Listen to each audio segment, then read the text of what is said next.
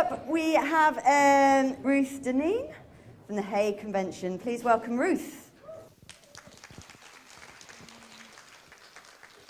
Thank you so much. And I'm not actually a speaker. I'm just here to introduce these extraordinarily wonderful people on the panel. So, welcome to this final session of what for me has been an extraordinary day, and thank you so much. I've heard lots of stories from mums at the table, and also that last session with survivors.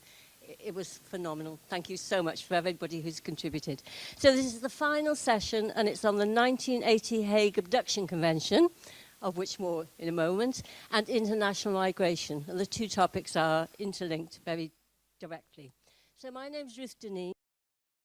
For Kim Fawcett, who unfortunately couldn't be here today, I coordinate something called the International Hague Mothers Project, which is a voluntary project running across the world, and it's run entirely on the sisterhood. So the feminist sisterhood makes it happen. And our intention is to end the injustices caused by something called the Hague Abduction Convention, which is an international treaty. And you'll hear a little bit more about it very shortly. So I'm really, really delighted to introduce this superb final panel. And I know they're superb. I know they're totally fabulous because I have the immense pleasure of working with them over the last 2 years. So the first one up is Dr. Adrian Barnett, who's been practiced at the Independent Bar in London for over 30 years, during which she primarily specialised in family law. She's a door tenant at One Pump Court Chambers and a reader in law at Brunel University London, where she teaches family law and children law. She's also divisional lead in private and commercial law. She's undertaken research into domestic abuse and family court proceedings for over 26 years, and more recently into parental alienation, and she is widely published. She's a member of the advisory groups of Rights of Women, a co-founder member of Shira Research Network, and UK lead for Hague Mothers International Strategy Group. And she's a member of the advisory group of Safe Lives Domestic Abuse Training for Lawyers. So lots of spare time then. So handing over to Dr. Adrian. So I'm going to talk a little bit about the 1980 Hague Convention, just to introduce it and sort of explain the main issues, and then hand over to the much more important speaker, who is Anita, who will tell you more about it from a sort of live perspective. I'm sure many of you know something about the Hague Convention, either from practice or from your own experiences of it. But just for a bit of background for those who may not have encountered it yet, it is an international treaty that's been signed by over 100 contracting states, including the UK. And essentially, it protects rights of custody and access, although it's primarily used for rights of custody. Its aim is to secure the prompt return of children aged under 16 to a state to which they've been taken wrongfully, to another contracting state. And it's essentially called a remedy of hot pursuit. And I'll explain in a moment why it's called that. So let's just consider first, who is it who abducts children, or so-called abducts children? The original intention of the Hague Convention, the drafters of the convention, we're going back to the mid to late 70s, was to ensure the quick and safe return of children who were removed from the primary carer, usually the mother, and taken abroad by their non-custodial parent, usually the father. Now, in that sense, and there are cases that do show that pattern, in that sense, the convention can be highly effective. Indeed, in a 1977 case, our own Mrs. Justice Hale, as she then was, said the stereotypical picture of a child abduction is the non-custodial parent kidnapping the child from the custodial parent, or one of two cohabiting parents disappearing with the child. But is that in fact correct?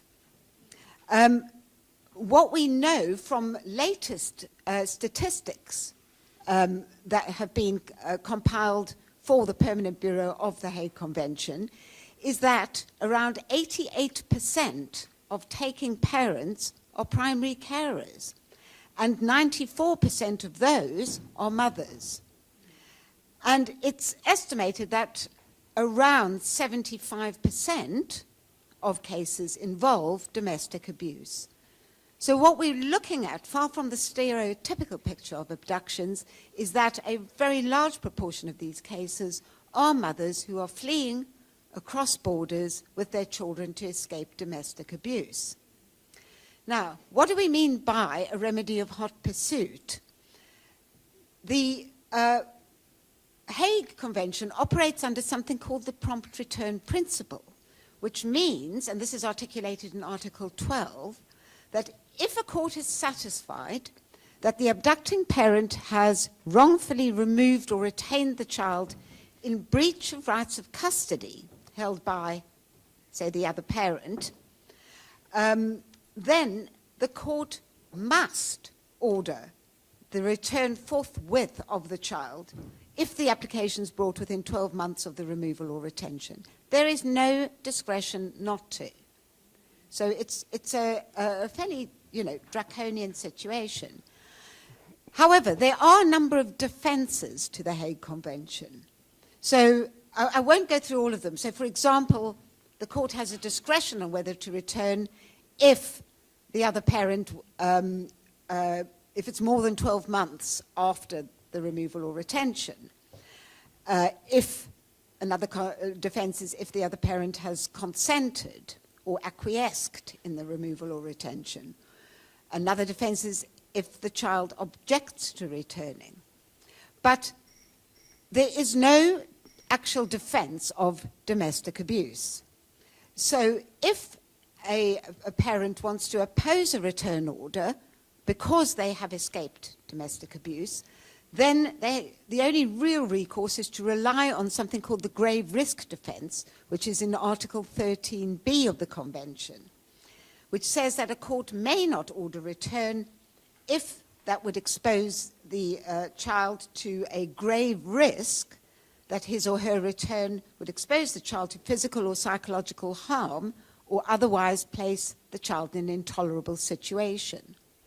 Now, most parents who have taken a child will try and raise any number of defenses. So usually there is more than one defense raised, but this is the principal one relied on. And it's very problematic. This is the problem. So what are the problems? First of all, courts of most contracting states apply the grave risk defense very, very strictly. And in most cases of domestic abuse, they're not considered to give rise to a grave risk or intolerable situation for the child, particularly if the mother has been a victim of coercive or controlling behavior. That's really hard to establish, the grave risk defense. And even though under the Domestic Abuse Act, children are victims of domestic abuse in their own right, this has not seeped at all, really, into the Hague Convention practice. Secondly, courts are too willing to accept so-called protective measures to justify return orders, and I'll go back to that in a moment. There's very little focus on the welfare of the individual child. The focus of the Hague Convention is on the welfare of children generally, with the assumption that it's best for them to be returned as soon as possible to their home jurisdiction.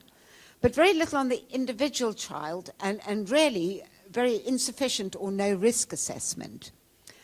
There is a guide to good practice to Article 13b, which took about 7 years to put together, but it really is insufficient, and there's little, it's inadequate, and a review of judgments for a small study that I've been doing recently shows that it's hardly ever even referred to, certainly not in the English courts.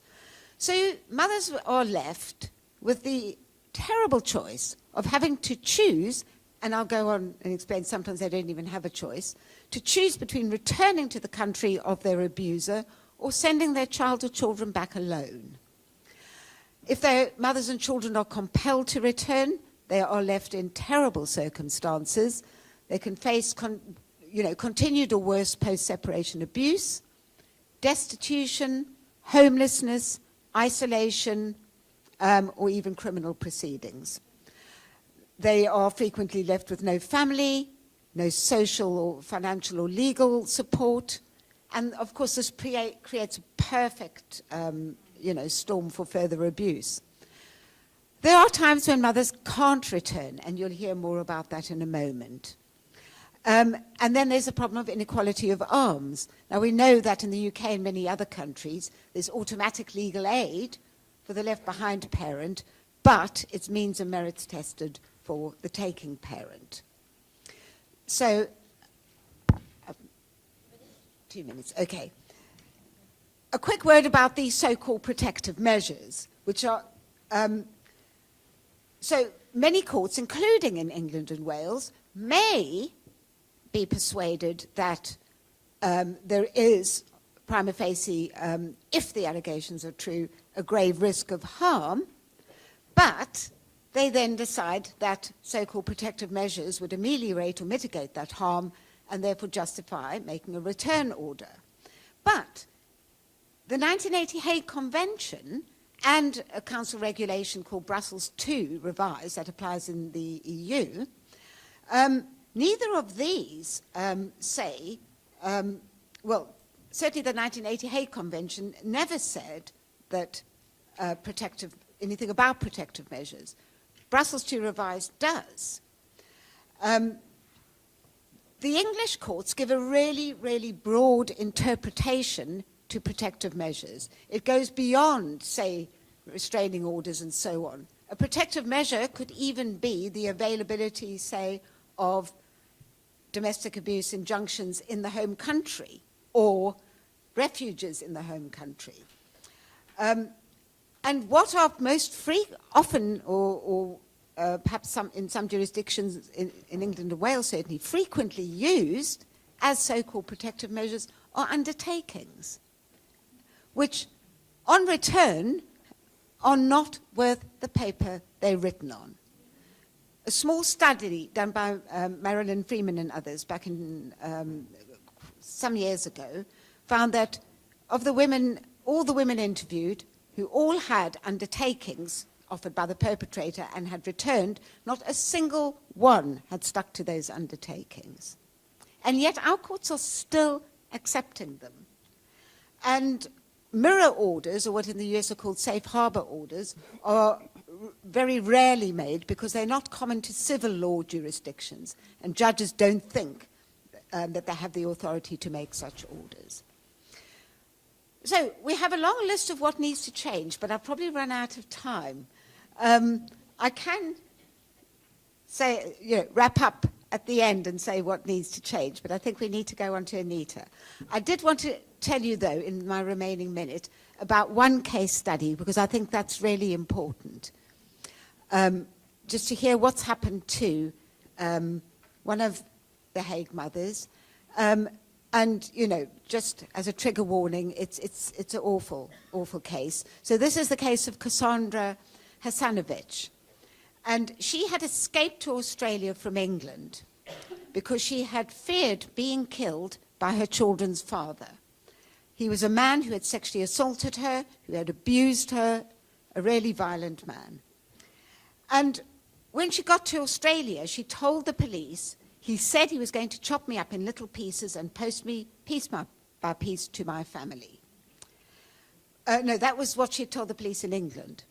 Nevertheless, in Australia, an Australian judge ordered her to return to England, ordered her children to be returned, and so she went back with her children.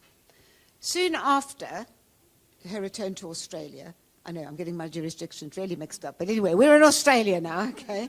Soon after her return to Australia, she got more harassment from the children's father, and very shortly after that, she phoned the police, she asked to be taken to a refuge, she was begging the police to arrive quickly. Before they could get to her house, her ex-husband arrived and he stabbed her to death in front of her children.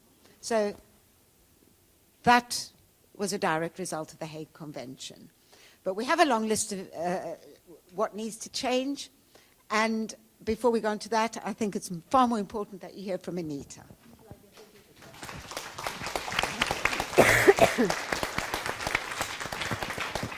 Okay, just to quickly introduce Anita. So Anita Guerra is the co-founder of Hague Explained, which is a non-profit founded in 2023, which you all should know about. It's excellent. She's in the process of completing an MA in Women and Child Abuse.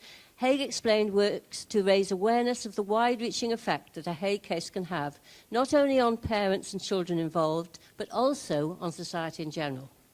Anita, as she'll tell you in a moment, returned voluntarily to the USA with her 2 children in 2014, following a Hague case in London.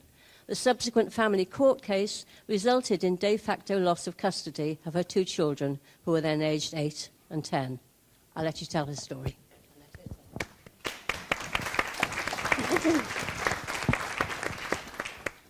Thank you, Ruth. Right, well, Ruth has given me an introduction, so you already know that I'm Anita Guerra. I'm here to talk to you about my personal experience of the Hague Convention.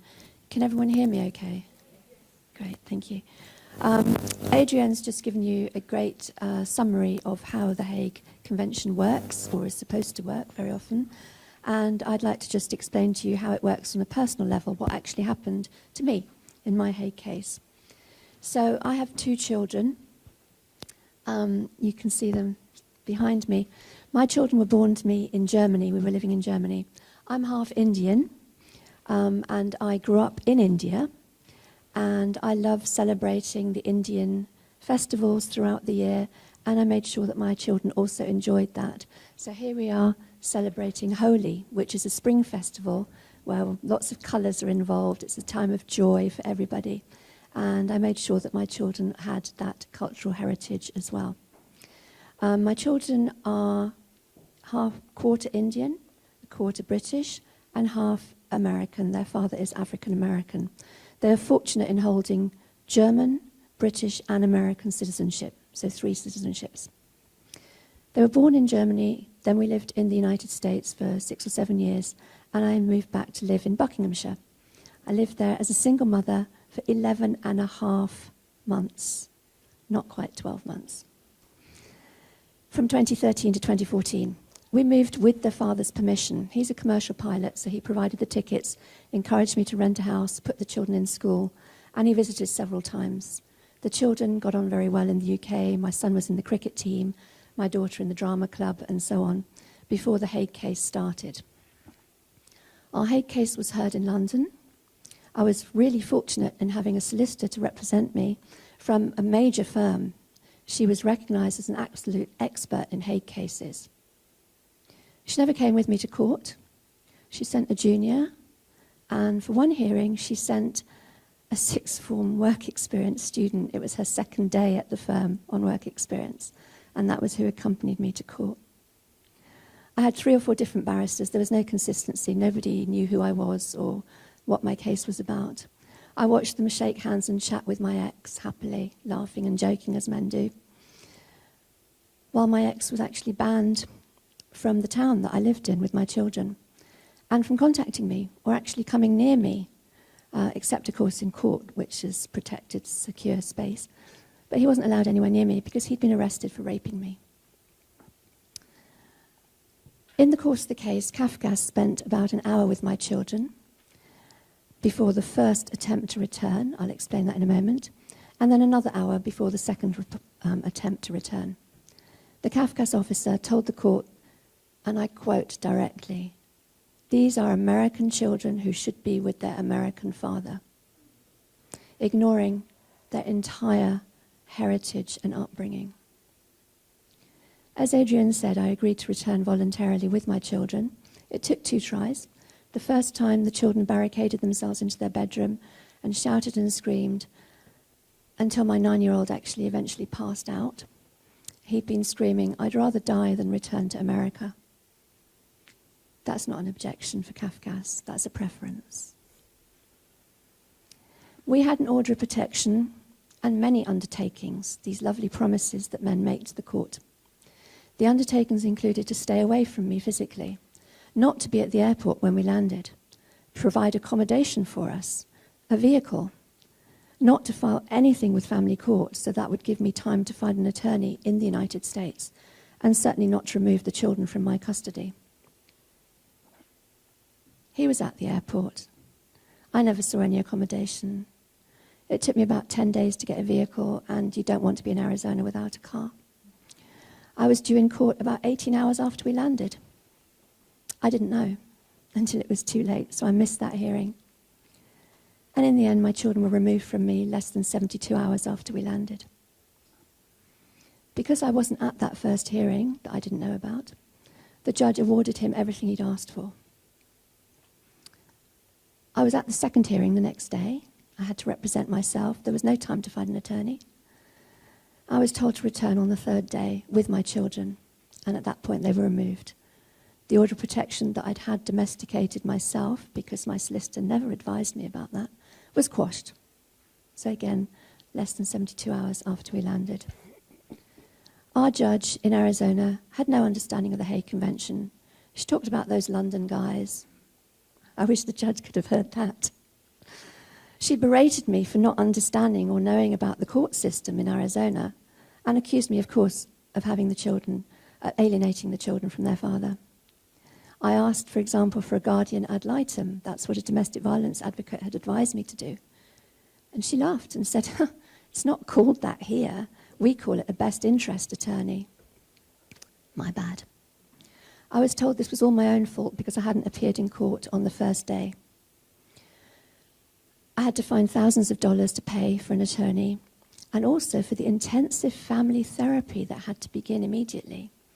The judge, and again I quote, said I should beg, borrow, or steal the money so that I could pay for this therapy, and otherwise I would suffer the consequences. I wasn't quite sure what the consequences would be. They'd already removed my children. But afraid of what else could happen, I played along and borrowed the money. I was repeatedly told that I would keep suffering and I would pay for not doing the right thing. And this is despite the fact that I had returned my children voluntarily. I was still classified as a flight risk and only allowed to see them for about 10 hours a week under supervision. And that's after having been a single parent. The final decision from this wise judge was shared parental rights, with the children residing with their father. I was to have visitation and all school holidays. So that's about 12 weeks a year in the United States. If I wanted them to see me in the UK, I had to put up a $20,000 bond. The judge told me then to return to the UK, get a good job, so that I could afford to spend 12 weeks a year in the United States with my children, providing in those 12 weeks accommodation, entertainment, healthcare, vehicle, all those things. Also, I was told to pay child support to their father, who'd just bought a new house, 6 bedrooms and a swimming pool for cash. But I had to pay child support. I returned to the UK. I had a green card. I could theoretically have stayed in the United States, but I had no income, no healthcare, no job history, no credit score, no family support, no funds, and worst of all, no children. I came back to the UK. I was on universal credit for 4 years. I was homeless for a year. Luckily, I had friends who could offer to give me a sofa or a spare room. I had no way of paying the child support, but in the United States, that doesn't matter. You owe it anyway. I couldn't afford to visit the United States again. Their father quickly said he would not allow the children to visit me in the UK, even if I did put up the $20,000 bond.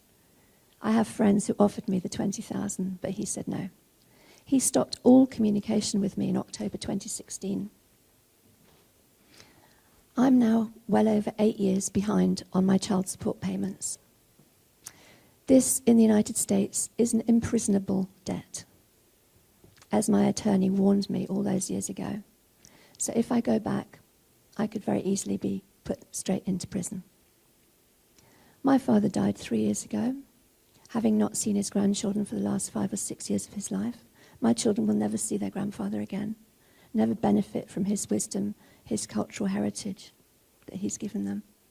My mother's now 88, she's in a care home, she's got Alzheimer's. She's hoping that she'll survive long enough to see her grandchildren again. But will she recognise them when they do come?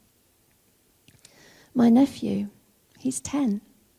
He has photos of playing with his cousins when he was just a year old, but he has no real memory of them. My children have grown up with random live-in girlfriends who came and went. Then annual au pairs when the girlfriends ran out. Their father's still a pilot, so he's out of state for most of the week. But they don't have to suffer a foreign mother, so the court is satisfied. I'm thinking of Natalie Page's explanation. He basically absolutely used lawfare, threatening me years ago if I ever did anything against him, he would make sure I never saw my kids again. And he's kept his promise. Tomorrow, 23 people will sit down to lunch at my house to celebrate the most important festival in the Indian calendar. It's Diwali. It's the celebration of the victory of good over evil. I used to celebrate that with my children. Tomorrow there'll be 23 of us. It should be 25. Thank you.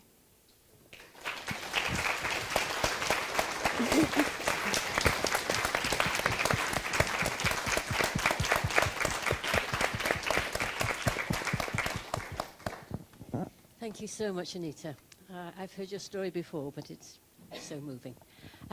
So our final speaker is Dr. Sonia Ayab Carlson, who is an Associate Professor in Policy and Intersectionality at UCL, where she leads the Everyday Disasters and Violence Research Group, and 2 modules on humanitarian policy and responses to violence and marginalisation.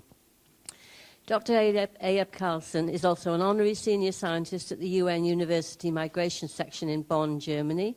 She leads the mental health work of the Lancet Countdown. She's a core member of the Shira Research Group and on the Hague Mothers UK Steering Committee. Her work is well published and widely covered by media outlets across the world. Sonia.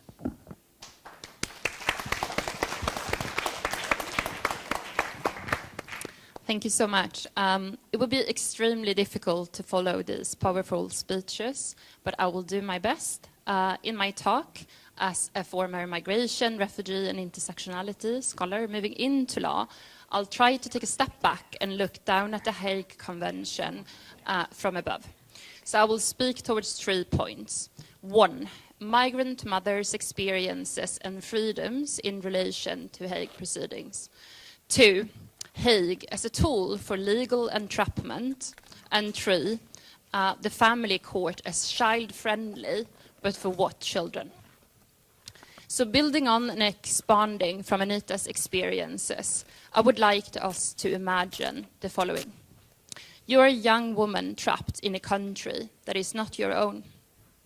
The father of your newborn baby has spent extensive time isolating and breaking you down as part of a targeted attack of coercive and controlling behavior. You may not speak the language well, or you speak it with an accent.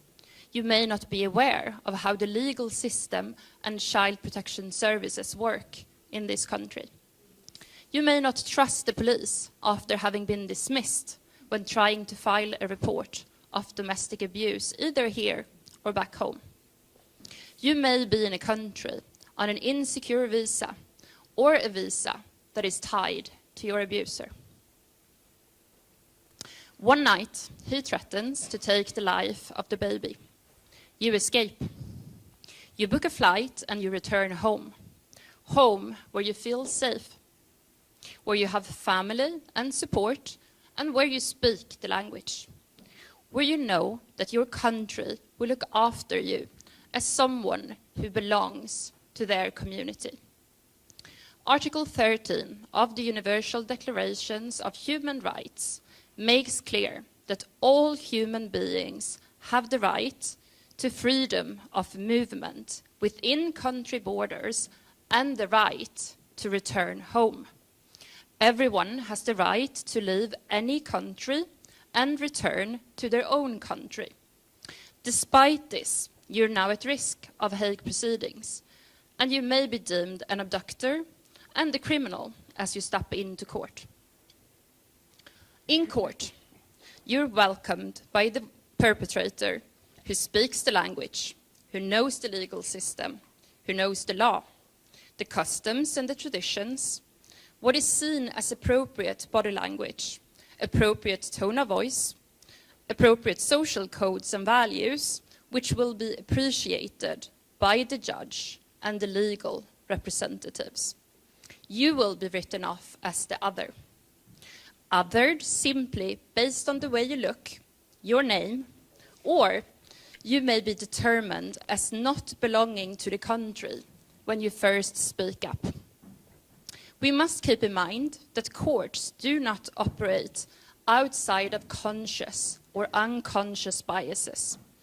The parents who belong to a country will be reproduced as part of a we, and the migrant parent as them. He is framed as being the collective. He looks like us, he speaks like us, he thinks like us. So he belongs to us, and so does his child. We know from research that people on the move face added vulnerabilities.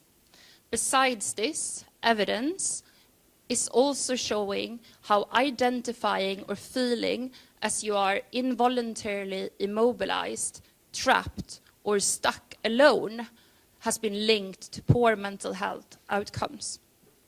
We must start seeing the Hague Convention as a tool for legal entrapment, and particularly in relation to coercive and controlling behavior. Migrant mothers trapped away from home are already facing social and legal discrimination that increases their vulnerability. They may struggle to ensure protective orders, get access to legal aid, shelters, health services, or be turned away by the police. They may be financially constrained by the perpetrator, or even having their visa status weaponized against them. They may not be allowed to work on their visas. Perhaps they have depended on the perpetrator when seeking medical attention due to translation or system barriers, where physical and mental health records soon become additional weapons in court. We're at a breaking point in the UK at the moment for various reasons. To begin with, we know that migrant women were left out of the state protection and responsibilities of the Istanbul Convention. And secondly, we have just months ago seen how the illegal migration bill became an act. Only this week, we heard from the Domestic Abuse Commissioner, but that between the years of 2020 and 2023, 537 migrant women seeking help and protection from the police for domestic abuse were referred to the Home Office. None of them were detained or deported as a result, but 43 police forces in England and Wales have referred migrant women seeking help to immigration enforcement. This brings me to my final point, the protection of refugees and asylum seekers. There is space in aligning the Hague Convention to asylum and refugee law. Mothers in despair have attempted to seek asylum upon arrival in countries after fleeing across borders with their children due to domestic abuse. Further to this, however, I would like us to think about what children we are referring to when we speak of future child-friendly family courts.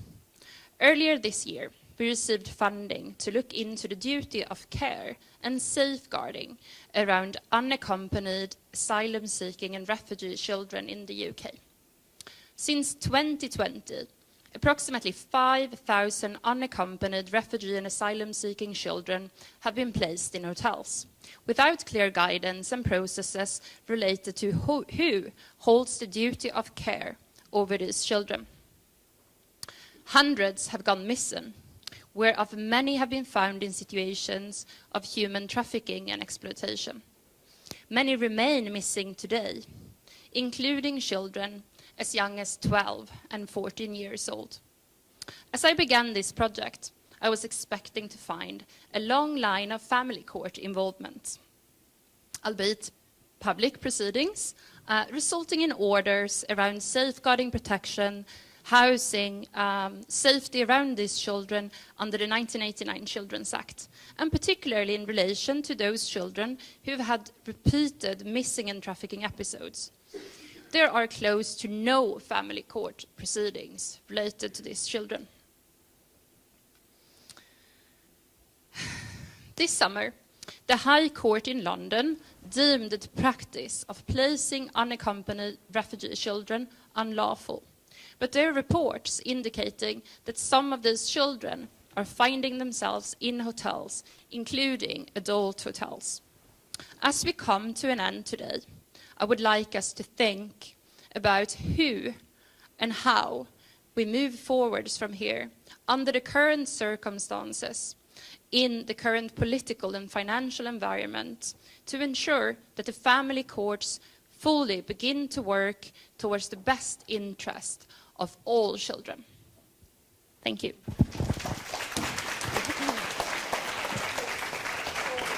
Yeah, we've got a video from Verona.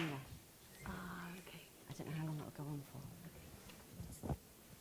Okay, we've got one last speaker, and she's going to be with us via video. Her name is Verona Taylor-Blackford, and she's from Safe Lives. It's only a 5-minute video, so here she is, Verona Taylor-Blackford. Thank you. Hi, I'm Verona Taylor-Blackford. I'm a Senior Public Affairs and Policy Officer at Safe Lives, the UK-wide charity dedicated to ending domestic abuse for everyone and for good. I'm so sorry not to be able to attend in person what I imagine has been a very powerful and insightful conference. But I just wanted to tell you a bit about a project we've been working on at Safe Lives. As you know, domestic abuse is endemic in our society. 1 in 4 women and more than 1 in 7 men have experienced it since the age of 16. Since January 2022, the Domestic Abuse Act has defined children as victims in their own right. In the year to March 2023, there were almost 150,000 children associated with the 118,000 cases of high-risk domestic abuse discussed at MARAC, or Multi-Agency Risk Assessment Conferences. When an adult victim of domestic abuse manages to leave their abusive relationship, if they have children with their perpetrator, they often find themselves in the family courts. As I'm sure you know, research by CAFCAS and Women's Aid estimates that domestic abuse features in more than 60% of private law cases. And this would mean that over 30,000 of the private law cases started in England and Wales last year involved allegations of abuse. But victims and survivors of domestic abuse frequently share their experiences of feeling re-traumatized, unsupported, silenced, and even blamed by the family courts, including by their own lawyers. Domestic abuse is central to a family lawyer's workload, but many do not have an in-depth understanding of the dynamics of domestic abuse or how to practice a trauma-informed approach to representing survivors.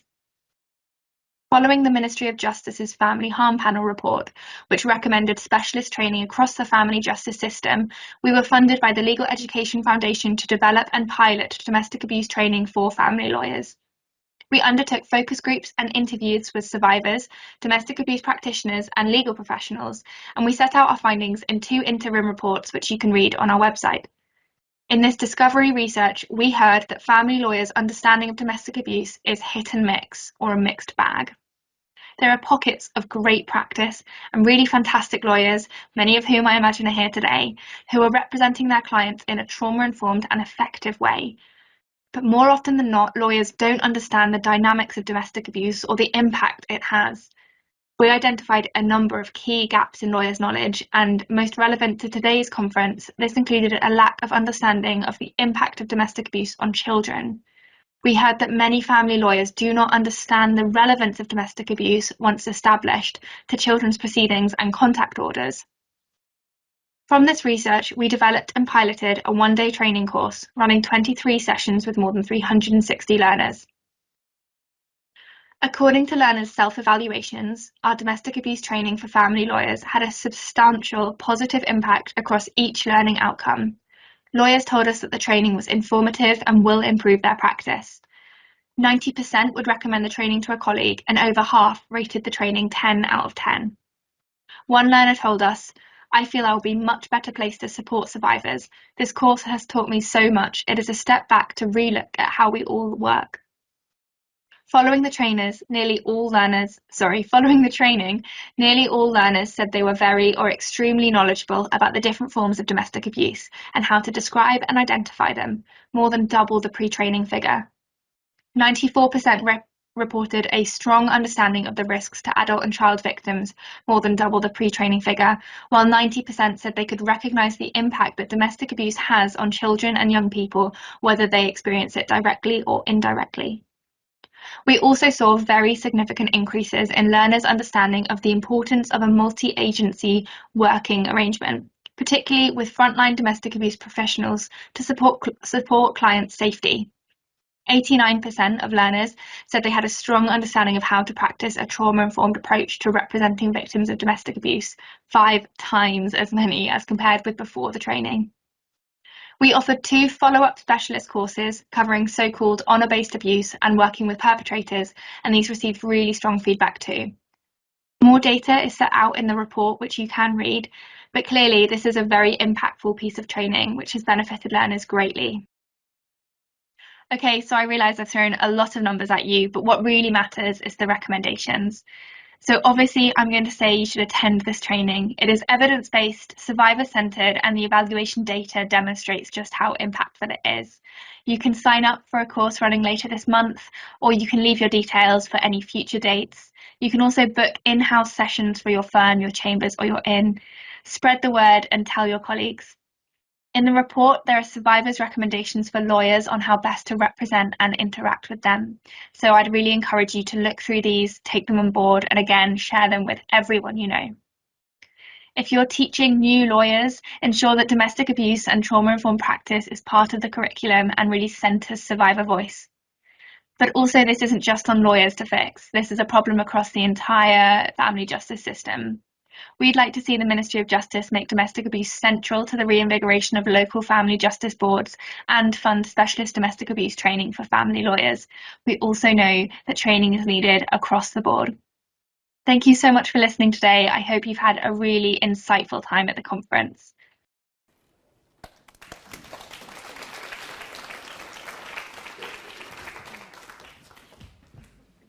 You must leave the last frame of the. You could put up the QR code. Yeah. You could, yeah. Yeah, thank you. Well, we've come to the end. I hope that everybody in the room has got something out of today, hopefully something positive. Before we say our final goodbyes, if everybody could have a look on the tables, you'll find feedback forms. If you could possibly fill those out before you leave, that would be great. And there's QR codes as well for you to scan on the screen behind me and on your tables as well, I think. Thank you so much for today to all of the experts that have taken their time out, whether to do videos or to actually attend today and do their speeches. We thank you as survivors for your expert information, and I hope that people have found the information useful. And of course to each and every one of the victim survivors, both the ones that talked today and the guys that are out there. I know some of you, and I'm a survivor myself. Well done, guys. Stay strong. Your children love you, and they need you to stay strong for them, I promise. And there's light at the end of the tunnel, whatever that light may be, it's there. I promise you. We're going to be around till about 5 o'clock. There's some drinks, I've been told, in the bar. So do go and help yourselves and come and feel free. I'm sure I speak on behalf. When you say, oh, and beyond 5, and brilliant. And we are all available if anyone wants to come and have a chat to any of us. And again, thank you so much for coming on this this Armistice Day as well. And safe journey home, everybody. Thank you very much. Take care. Good night.